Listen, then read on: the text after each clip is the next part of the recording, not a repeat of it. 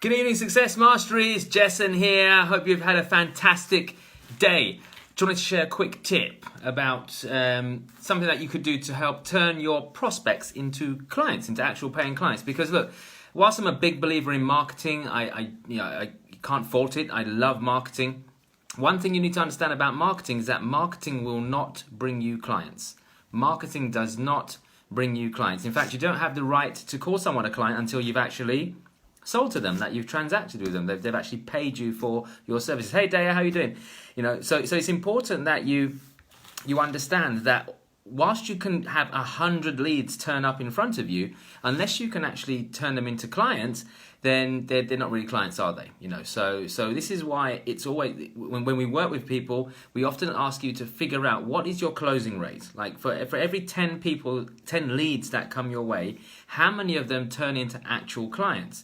Because once you understand that metric, you can then work out, well, what can you afford to pay to acquire a lead? So for example, if for every 10 people that come your way, 5 of them become clients, you've got a closing rate of 50%. You can work out what money you make on that 50%, and then you can figure out, well, what's your lead price, or what you can afford to pay for a lead.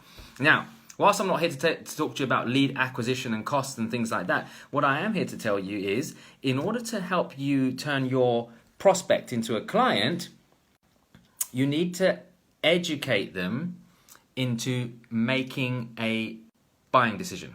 You've got to educate your audience into making a buying decision. Now, how do you educate your audience into making a buying decision? By getting them, through your words, through your written copy, however it is that you're communicating with them, getting your prospect inside their head to question where they are now and where they would like to be. So what challenge are they having right now, and where would they like to be instead? Because one of the biggest tools you can utilize as a business owner or a marketer or a salesperson is figuring out what conversation is going on inside your prospect's head at any given time. It's really, really important that you get good at mind reading, as it were, trying to put yourself in the shoes of your prospect and understanding their view of the world. Where are they right now? Because look, it doesn't matter how amazing you think your product is. If you just push out the benefits and the amazing parts of your product or what it is that it can do for someone, that means nothing until that particular person can contextualize that solution into their life. Now, most of the times, people can't see beyond where they are right now. So the solution you're positioning or proposing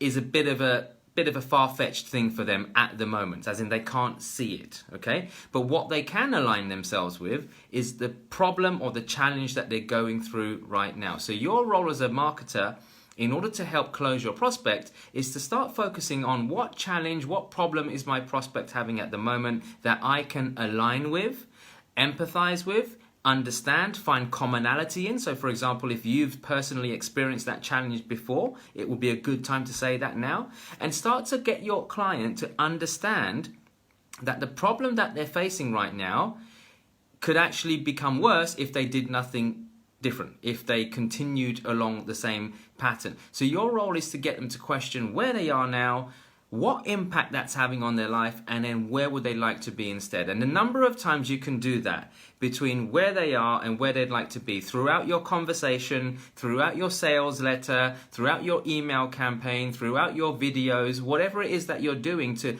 influence them into making a buying decision, if you can keep getting them to question where they are and where they would like to be, if you can do that more times, enough times during your conversation, in a tactful way of course, then the chances of your client buying from you increase significantly. Why? Because your client's now starting to think about how they can start to work with you. They are convincing themselves to work with you, which basically means they're making an educated decision to work with you, or an educated, informed choice to work with you moving forward. So your role from now on is to give it a try. Instead of when you meet a prospect to sing and dance about how amazing you are, start to familiarize yourself with the conversation that's going on in their head, what problems they're facing, what challenges they could be going through, how you can help understand that, how you can help flesh that out, as it were, dig deeper, find out how that pain's really affecting them, what are the real impacts of that,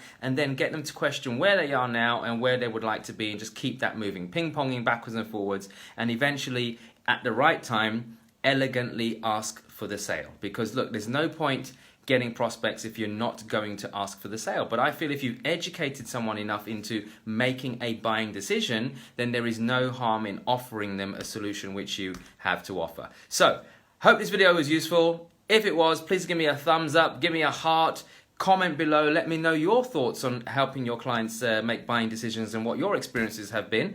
And if this video served you in any way, please share it with somebody else because they might want to hear this message. And more importantly, if you're not doing so already, please go ahead and click like and follow our page, Success Mastery, for more tips on personal, professional and financial growth. Anyway, hope you have an amazing evening and I'll speak to you soon. Take care.